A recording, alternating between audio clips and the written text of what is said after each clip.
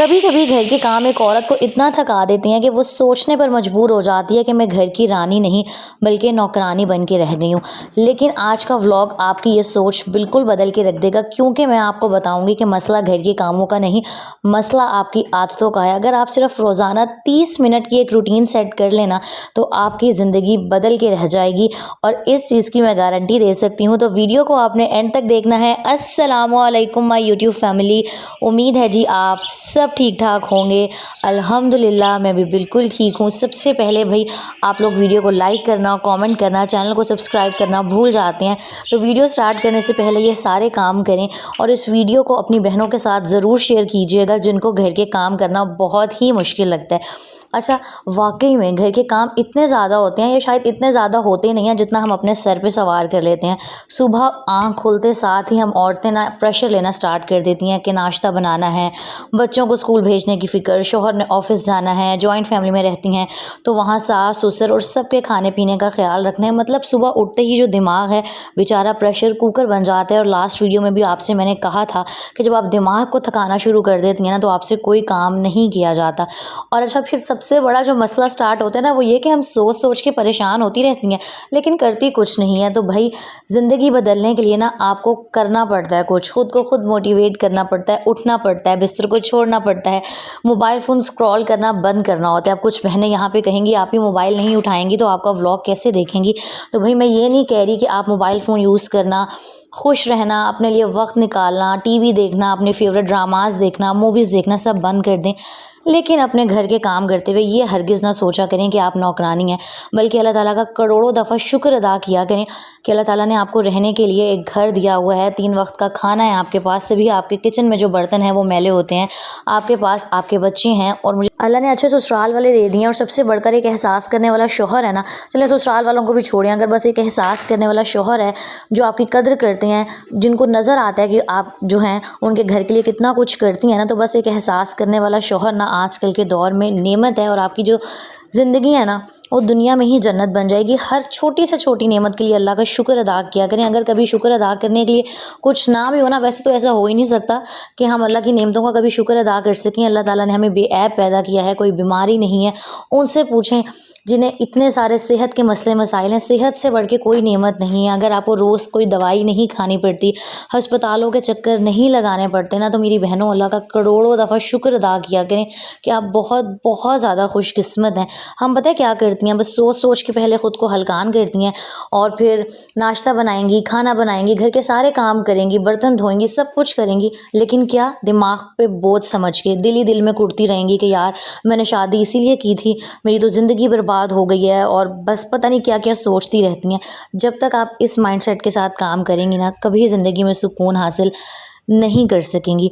अच्छा, यहाँ मैं आपको बताऊँ, वही सुबह सुबह घर के जो रोज़ाना के काम होते हैं मैं वही कर रही थी। सबसे पहले मैंने नाश्ता बनाया और उसके बाद आप ये मेरा मोतिया का पौधा देखें। अच्छा, कभी कभी इसके ऊपर बिल्कुल फूल खिलना बंद हो जाते हैं, कभी कभी इसके ऊपर फूल आना स्टार्ट हो जाते हैं। मोस्टली वैसे इसके ऊपर ना फूल खिलते रहते हैं, लेकिन बीच में जब बहुत गर्मी हो गई थी ना तो फूल नहीं खिल रहे थे, मैं बड़ा परेशान हो गई थी। लेकिन शुक्र है अल्लाह पाक का, दोबारा से पौधा हरा भरा हो गया है और फूल भी खिल रहे हैं मुझे, और इनकी खुशबू इतनी अच्छी लगती है ना। अच्छा खैर, हस्बैंड ऑफिस चले गए थे तो आजकल गर्मियाँ हैं, कपड़े बहुत ज़्यादा गंदे होते हैं, मैले हो जाते हैं, पसीने की स्मेल आ जाती है। कोशिश करें कि जो स्पेशली आपके लॉन के सूट होते हैं ना उनको मशीन में धोने की बजाय, हाँ मजबूरी हो और अगर बहुत ज़्यादा काम है फिर आप मशीन में वॉश कर लें, लेकिन कोशिश करें कि साथ के साथ डेली बेसिस पर 1-2 दिन बाद कपड़े ना आप वॉश कर लें। इस तरह ना आपका काम बहुत आसान हो जाता है।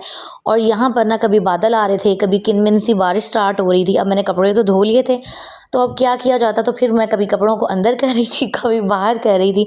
और फाइनली मैंने सोचा कि चलो यार, ये जो मेरा सिटिंग एरिया है ना, यहाँ पे फ़ैन ऑन कर देती हूँ। वैसे तो मैं कपड़े चाहे गर्मी हो या सर्दी, मैं ड्रायर में ना स्पिन कर देती हूँ, वो तकरीबन 70-80% सूखे ही होते हैं। फटाफट से मैंने कपड़े जो थे ना उनको भी वॉश कर लिया था।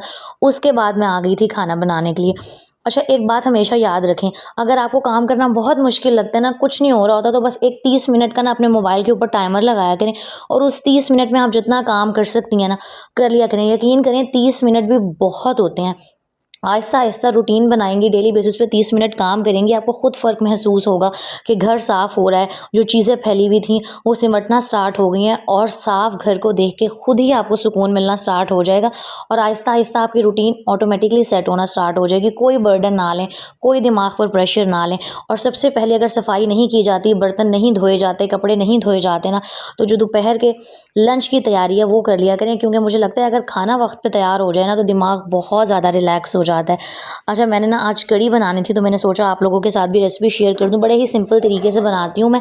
और मैंने लिया था आधा किलो दही और मैंने 1 या 2 मीडियम साइज़ के प्याज को बारीक चॉप कर लिया था, ऑयल के अंदर ऐड किया था। साथ में थोड़ा सा मैंने जो साबुत ज़ीरा होता है वो डाल दिया था, एक कड़ी पत्ता ऐड किया था। अच्छा, कड़ी बनाने के लिए आपने प्याज बिल्कुल भी जलाने नहीं है। हल्का सा जब उनका कलर लाइट पिंक सा होना स्टार्ट होगा ना तो आपने इस पॉइंट पे इसके अंदर नमक ऐड कर देना है, लाल मिर्च डाल देनी है और इसके अंदर हल्दी ज़्यादा डालते हैं क्योंकि जितना ज़्यादा हल्दी डलेगी, अब ये नहीं आपने करना कि बहुत ही ज़्यादा डाल दो, लेकिन मैंने 1 चम्मच भर के हल्दी डाली थी और आपने इस मसाले को भून लेना है। अच्छा, वैसे सबका ना कढ़ी बनाने का जो मेथड है वो डिफरेंट होता है। आप बताइएगा कि आप इस तरह मसाला भून के बनाती हैं या बस ऐसे ही कढ़ी को चढ़ा देती हैं। और एक तरीका ये भी होता है जिसमें टमाटर डालती हैं। मैं खैर टमाटर तो नहीं डालती, मैं बस इस तरीके से ना प्याज के अंदर, हाँ, और साथ में मैंने अदरक लहसुन की पेस्ट भी 1 चम्मच ऐड की थी। मुसलसल आपने चम्मच चलाना है, वरना जो आखिरी अदरक लहसुन की पेस्ट और प्याज है ना वो इस पॉइंट पर जल जाएंगे और फिर कढ़ी के अंदर ना जायका ऐसे कड़वाहट वाला आ जाएगा। और बिल्कुल जब हल्के से इसकी भुनाई होना स्टार्ट होगी, आपको पता खुद ही लग जाएगा, ऑयल जो है वो सेपरेट होना स्टार्ट हो जाएगा। तो मैंने आधा किलो दही को और 1 कप बेसन को और थोड़ा सा पानी ऐड करके ना इसको ग्राइंड कर लिया था। मैं बहुत ज़्यादा मेहनत नहीं करती, मैं स्मार्ट वर्क करती हूँ और एक समझदार औरत वही होती है भाई जो खुद को थकाए बिना घर के काम करती है। जितना खुद को थकाएंगी उतना ज़्यादा जो काम है ना आपको बोझ लगेंगे। तो बस मैं ब्लेंडर में डाल के फटाफट से ब्लेंड कर लेती हूँ और ये दही, पानी और बेसन के मिक्सचर को आपने आहिस्ता आहिस्ता ना ये जो आपने मसाला भुना होगा इसमें ऐड करना है। साथ साथ चम्मच चलाते रहना है, वरना बीच में गुठलियाँ बन जाएंगी। और इसके बाद जब इसको एक बॉयल आ जाएगा ना, इसमें बबल्स बनना स्टार्ट होंगे, तो आपने इसके अंदर रच के पानी ऐड कर देना है। मतलब बहुत ज़्यादा भी नहीं करना। अगर आपने आधा किलो दही लिया तो तकरीबन मैंने इसके अंदर 1 या 1.5 लीटर या हद कोई 2 लीटर पानी ऐड कर दिया होगा।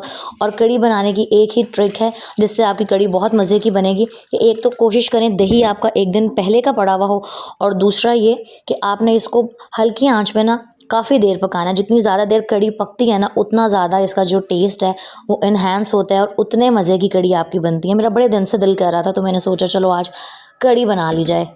और बस साथ साथ यहाँ पर कढ़ी पक रही थी और मैंने फटाफट से ना पकौड़ों के लिए जो सारा मिक्सचर था, प्याज और आलू हो गए, हरी मिर्ची हो गई, आप चाहे तो पालक भी ऐड कर दें। वैसे कढ़ी वाले पकौड़ों में पालक अच्छी नहीं लगती।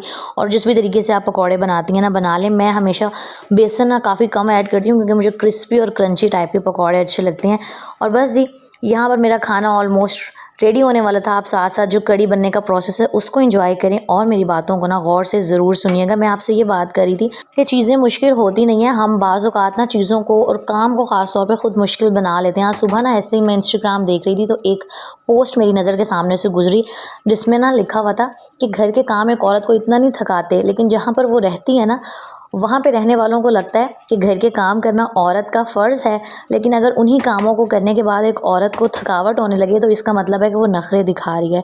अब बड़ी ही आम सी बात है, लेकिन सोचो तो अगर आप जॉइंट फैमिली में रहते हैं ना वहाँ पर यही समझा जाता है कि जो बहू है ना घर के काम करना उसका फ़र्ज़ है। लेकिन अगर वही बहू कभी थका के कह दे कि मैं थक गई हूँ, मैं आराम करना चाहती हूँ, तो आगे से क्या जवाब मिलता है कि हम भी सब कुछ करते थे, या तो ये नखरे बहुत करती है।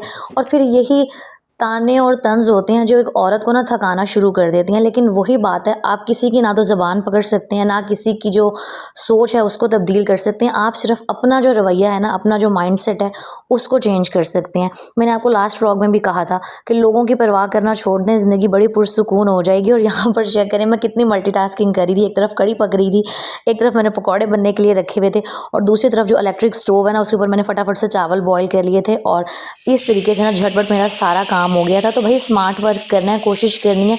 जितने कम देर इस गर्मी में आप किचन में खड़ी होंगी ना उतनी थकावट कम होगी, उतना पसीना कम आएगा और जल्दी जल्दी काम मैनेज हो जाएंगे और हर चीज़ जो है ना वो हो जाती है। लेकिन जो नमाज है ना, जैसे ही अजान सुना करें, स्पेशली ज़ोहर की जो नमाज है वो तो फ़ौरन से पढ़ लिया करें, वरना घर के कामों की वजह से हम इतना थके हुए होते हैं। और फिर अगर बच्चे स्कूल से आ जाएं, हस्बैंड आ जाएं या कुछ भी हो जाए, वो नमाज रह जाती है। तो हर चीज़ को छोड़ के पहले नमाज़ पढ़ा करें।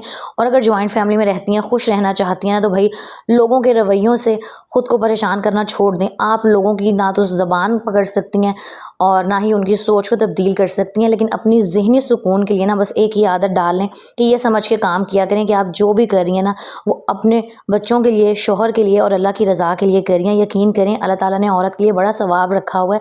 और जब घर के काम करती हैं ना कोई ज़िक्र करती रहा करें।